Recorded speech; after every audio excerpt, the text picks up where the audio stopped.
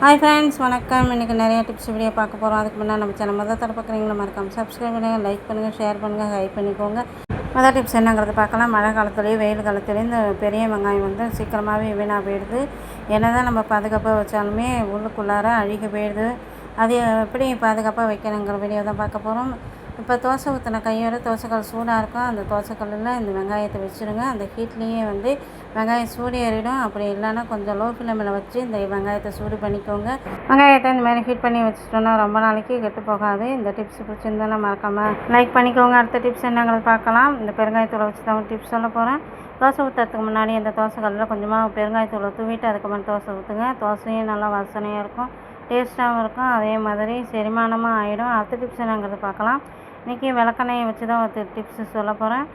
தோசைக்கல்லேருந்து தோசை எடுக்க வரலன்னா கொஞ்சமாக விளக்கெண்ணெய் தடவிட்டு அதுக்கப்புறம் நீங்கள் தோசை ஊற்றிடுங்க. சரசரன்னு தோசை ஊற்றி எடுத்துடலாம்.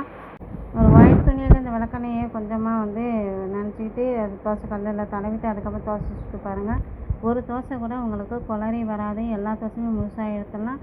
அடுத்த டிப்ஸ் என்னங்கிறது பார்க்கலாம். அதே மாதிரி தோசை ஊற்றுறதுக்கு முன்னாடி கொஞ்சம் நல்லெண்ணெய் தடவிட்டு தோசை சுட்டாலும் தோசை நல்லா வாசனையாக இருக்கும், ஹெல்த்தியாகவும் இருக்கும். இந்த டிப்ஸை ஃபாலோ பண்ணி பாருங்கள். இந்த டிப்ஸ் உங்களுக்கு ரொம்பவே யூஸ்ஃபுல்லாக இருக்கும். அதே மாதிரி கருவேப்பிலை வாங்கிட்டு வந்த கையோடு நீங்கள் இந்தமாரி தோசைக்கல்லில் இந்தமாரி நல்லா ஹீட் பண்ணி எடுத்துக்கோங்க. அதே மாதிரி அடுப்பை லோ ஃப்ளேமில் வச்சுக்கிட்டு ஹீட் பண்ணிங்கன்னா உங்களுக்கு தனியாக வந்து கருவேப்பிலையை வதக்கிட்டு பவுடர் பண்ணணுங்கிற அவசியம் இல்லை. அந்த தோசைக்கல்லையே நீங்கள் இந்தமாரி வாட்டிட்டு நீங்கள் பவுடர் பண்ணி ரெடி பண்ணி வச்சுக்கலாம். அப்படி இல்லைன்னா இது மாதிரி ஹீட் பண்ணி நீங்கள் ஃப்ரிட்ஜில் எடுத்து வச்சாலும் ரொம்ப நாளைக்கே நல்லாயிருக்கும்.